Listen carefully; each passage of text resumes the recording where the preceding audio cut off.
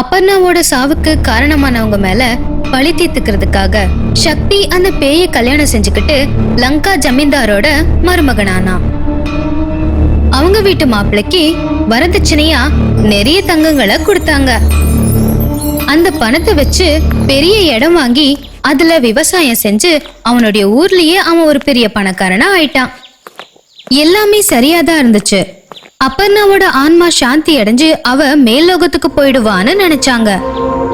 ஆனா சக்திக்கு மட்டும் அப்பப்போ அபர்ணாவோட போட்டோல இருந்து டார்லிங் டார்லிங் அப்படின்னு சத்தம் கேட்கும்.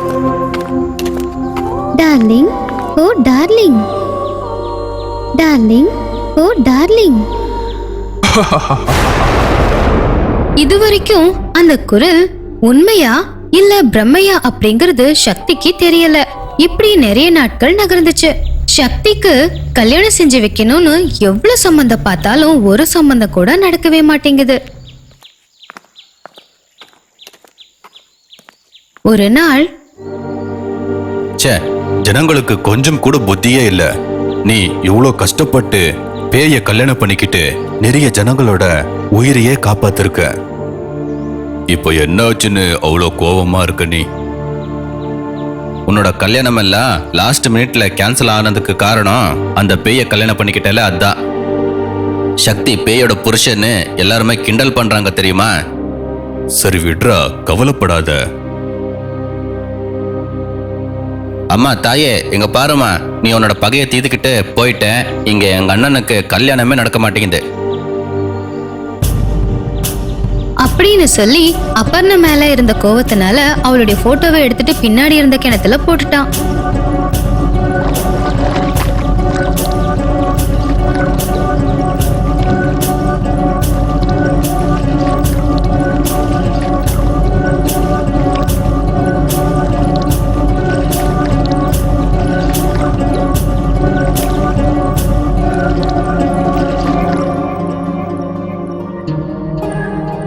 சக்தி வந்து பார்த்தப்போ அபர்ணா போட்டோ இல்லைங்கிறதுனால,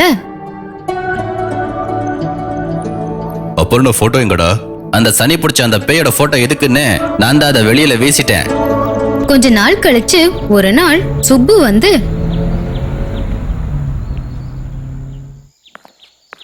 அண்ணா ஒரு குட் நியூஸ், உனக்கு மேரேஜ் செட் ஆயிருச்சு. பேயோட கல்யாணம் ஆயிருக்குன்னு தெரிஞ்சாலும் கூட அவங்க ஒத்துக்கிட்டாங்க. நிஜமாவா? ஆமா நிஜம்தான். பொண்ணு கூட அந்த பேய் இருந்துச்சுல, அதே ஊரு தான்.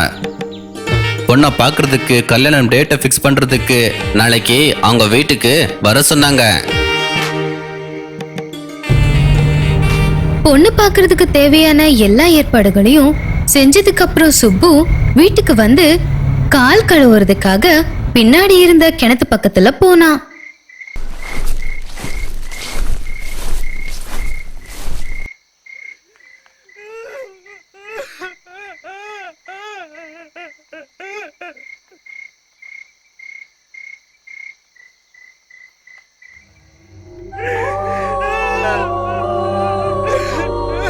பேயோட அழுகையை கேட்டதும் சுப்புவுக்கு பயத்தை விட கோபம் அதிகமா வந்துச்சு. எங்க அண்ணனுக்கு உன்னாலதான் கல்யாணமே ஆகல, இப்பதான் கல்யாணம் செட் ஆகுற மாதிரி இருக்கு. இப்பயும் நீ எங்களை விட மாட்டியா? ச்சே, நாளைக்கு இந்த கிணற மூடிடணும்.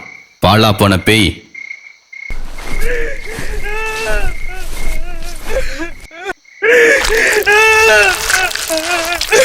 அடுத்த நாள் 2 பேரும் சேர்ந்து பொண்ணோட வீட்டுக்கு போனாங்க. சக்திக்கு கல்யாண பொண்ணு பத்மா ரொம்ப பிடிச்சு போச்சு. கல்யாணத்துக்கு இன்னும் 2 வாரத்துல ஒரு நல்ல முகூர்த்த நாளா பிக்ஸ் பண்ணிட்டு அவங்க 2 பேரும் சந்தோஷமா வீட்டுக்கு கிளம்புனாங்க. ஆனா பாதி தூரம் வந்ததுக்கு அப்புறம் தான் அவங்களுக்கு ஞாபகம் வந்துச்சு. கல்யாணம் நிச்சயம் ஆயிடுச்சுன்னா அவங்க கலாச்சாரம் படி கல்யாண பொண்ணுக்கு பட்டு புடவைய கொடுக்கணும். ஆனா அவங்க 2 பேரும் அத கார்லயே மறந்து வச்சுட்டாங்க. ஐயோ, இப்ப என்ன பண்றது? காரை திருப்பட்டுமா? வேண்டாண்ணா, முகூர்த்தமெல்லாம் ஃபிக்ஸ் பண்ணியாச்சுல. இப்போ நீ மணமகன், கல்யாணம் ஆகுற வரைக்கும் அவங்க ஊருக்கு போகக்கூடாது. நீ வீட்டுக்கு போ, நான் போய் சேலையை கொடுத்துட்டு வரேன். அப்படி சொல்லி புடவையை எடுத்துக்கிட்டு சுப்பு கல்யாண பொண்ணோட ஊருக்கு திரும்பினான். சக்தி வீட்டுக்கு வர்றதுக்குள்ள நைட் ஆயிடுச்சு. பின்னாடி கிணத்துக்கிட்ட போய் கால் கழுவலான்னு பாக்கும்போது கிணத்துக்குள்ள இருந்து சத்தம் கேட்டுச்சு. அபர்ணா, நீ கிணத்துல இருக்கியா? உன்னோட ஆன்மாவுக்கு சாந்தி கிடைச்சு மேலோகத்துக்கு போகலையா நீ? இல்ல, என் டார்லிங்க விட்டுட்டு நான் எப்படி போறது? சுப்பு என் போட்டோவை கிணத்துக்குள்ள போட்டுட்டான். டார்லிங், ஓ டார்லிங், என்ன வீட்டுக்குள்ள கூட்டிட்டு போறியா? வேண்டாம் அபர்ணா, எனக்கு கல்யாணம் ஃபிக்ஸ் ஆயிடுச்சு. தயவு செஞ்சு நீ போயிரு, என்ன மன்னிச்சிரு. என்னோட தம்பிக்கு உன்னோட போட்டோ வீட்டுல இருக்கிறது பிடிக்கல.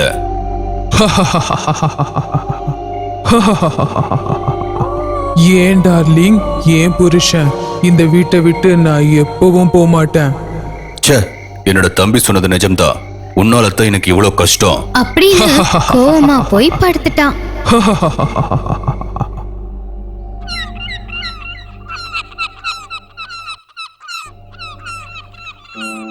சுப்புவ அப்பர்ணாவோட ஆவி கண்ணு புடுங்கி கொன்னுடுச்சு அப்படின்னு ஊர்ல எல்லாரும் சொல்லிக்கிட்டு இருந்தாங்க. தம்பிய அப்பர்ணாவோட ஆவி கொன்னுடுச்சு அப்படின்னு தெரிஞ்சு ரொம்ப கோவப்பட்டான். அதே கோவத்துல அந்த கிணத்தை மூடி மந்திரவாதியோட உதவியால அவளுடைய ஆன்மா வெளியே வராத மாதிரி பூட்டிட்டான். உனக்கு கொஞ்சம் கூட நன்றியே இல்ல. பேயின்னு தெரிஞ்சாலும் கூட உன்னை நான் கல்யாணம் பண்ணிக்கிட்டேன். ஆனா என்னோட தம்பியை நீ கொன்னுட்ட. இனிமே உன்னோட ஆன்மா இதுக்குள்ளேயா அழணும்?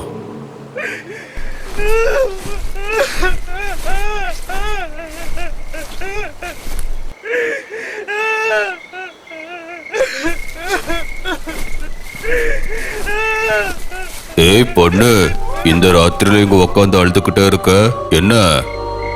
என் டார்லிங் புருஷன் என்னை வீட்டை விட்டு வெளியே போக சொல்லிட்டான். ஐயோ பாவம், எதுக்கு போக சொன்னா?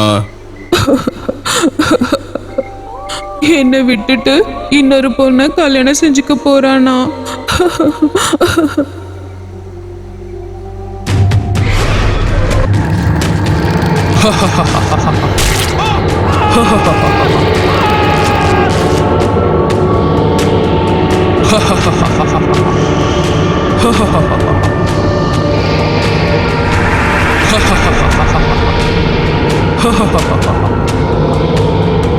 அடுத்த நாள் காலையில அப்பர்ணாவோட ஆவி கல்யாணம் செஞ்சுக்க வேண்டிய அந்த பொண்ணு பத்மாவையும் அவங்க அப்பா அம்மாவையும் அப்புறம் அவங்க ஊரை சேர்ந்த இன்னொரு ஆளையும் கொன்னுச்சு அப்படின்னு கேள்விப்பட்டு சக்தி பத்மாவோட ஊருக்கு போய் பத்மாவோட பொணத்தை பார்த்து ரொம்ப கவலைப்பட்டான். இப்படி கண்ணு பிடிங்க கொண்டு இருக்குன்னா அந்த கல்யாணம் பைத்தம் பிடிச்ச பேய் தான்.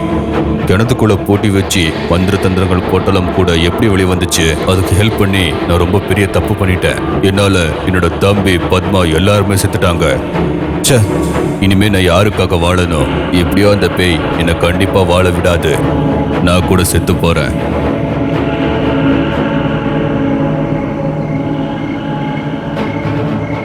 அப்படின்னு ரொம்ப கோவமா கடல்ல குதிக்கிறதுக்காக ஊர் எல்லைக்கு போய்கிட்டு இருந்தான். நில்லு அண்ணா. தம்பி, என்னை தடுக்காத. நான் செத்து உன் கூடவே வந்துடுறேன். நான் அந்த பேய்க்கு ஹெல்ப் பண்ணி தப்பு பண்ணிட்டேன். நான் பண்ண தப்பால நீ செத்துட்ட. அப்பாவி பத்மாவும் செத்துட்டா. பத்மாவை அப்பாவின்னு சொல்றேன், எனக்கு சிரிப்பு தான் வருது. என்ன கொன்னது யாருன்னு தெரியுமா? அன்னைக்கு முகூர்த்த புடவை கொடுக்க அவங்க வீட்டுக்கு நான் போனேன். ஆனா அவங்க வீட்டில் ஏதோ சண்டை நடந்துக்கிட்டே இருந்துச்சு. நான் அதை கேட்டுக்கிட்டே இருந்தேன். பத்மா அவங்க அப்பா அம்மாவுக்கு தெரியாம அஃப்தாபுங்கிற ஒருத்தனை கல்யாணம் பண்ணிக்கிட்டு வாழ்ந்துக்கிட்டே இருந்தா. அது தெரியாத அவங்க அப்பா அம்மா உன்னோட சொத்தை பார்த்து உன் கூடவே கல்யாணம் பண்ணி வைக்கலான்னு நினைச்சாங்க. அது தெரிஞ்ச அந்த அஃப்தாப் அவங்க வீட்டுக்கு வந்து சண்டை போட்டுக்கிட்டே இருந்தான். பத்மா என்னோட பொண்டாட்டி. உனக்கு வேலையும் கிடையாது, சொத்தும் கிடையாது. என் பொண்ண நீ எப்படிடா பாத்துப்ப? ஆமா, உன்கிட்ட ஒண்ணுமே இல்ல. அந்த சக்தி கோடீஸ்வர. அவன் கூட தான் இவளுக்கு கல்யாணம். அப்படின்னா சரி, நான் போய் அவன்கிட்டயே சொல்றேன் எங்களுக்கு கல்யாணம் ஆயிருச்சுன்னு. உங்க சண்டையை நிப்பாட்டுறீங்களா? அஃப்தாப், என் பிளான கேளு. அந்த சக்திக்கு இவ்வளவு நாளா கல்யாணம் நடக்காம அவனுக்கு இதுக்கு முன்னாடி ஒரு பேய் கூட கல்யாணம் நடந்துச்சுன்னு சொல்லி எங்க அப்பா தான் வந்த எல்லா சம்மதத்தையும் கெடுத்து விட்டாரு. அதனாலதான் வேற வழி இல்லாம எங்க தகுதியை கூட பார்க்காம கல்யாணத்துக்கு அவங்க ஒத்துக்கிட்டாங்க. அந்த சக்திக்கு அவனுடைய தம்பியை தவிர வேற யாருமே கிடையாது. எங்க கல்யாணம் நடந்ததும் முதல்ல அவனுடைய தம்பிக்கு விஷம் வச்சு கொன்னுடுறேன். அதுக்கப்புறம் கொஞ்ச நாள்ல அந்த சக்தியையும் கொன்னுடுறேன். அதுக்கப்புறம் அந்த சொத்து எல்லாம் நமக்கு சொந்தமாயிடும். அதுல பாதி சொத்தை எங்க அப்பா அம்மாவுக்கு கொடுத்துடலாம். மிச்சம் இருக்கிற எல்லா சொத்தையும் வச்சு நாம ஜாலியா இருக்கலாம். அந்த பத்மா அப்பாவை இல்ல அண்ணா, ரொம்ப பெரிய கில்லாடி லேடி. அவங்களோட பிளானை கேட்டு கோவத்துல அவங்க முன்னாடி போய் நின்னேன். ஆனா அவங்க 4 பேருமே என்னை அடிச்சு கொன்னுட்டாங்க. என்னோட கண்ணை புடுங்கி கடல் கரையில வீசிட்டாங்க.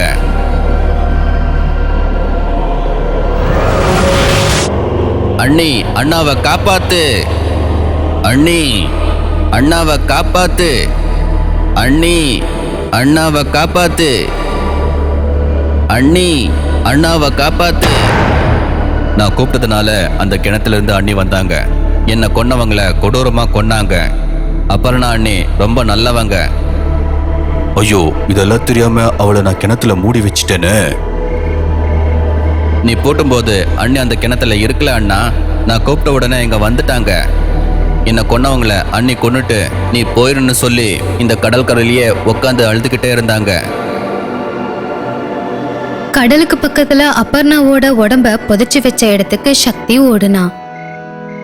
என்ன மன்னிச்சிரு அபர்ணா, உன்னை பத்தி தெரியாம நான் கோவத்துல திட்டிட்டேன்.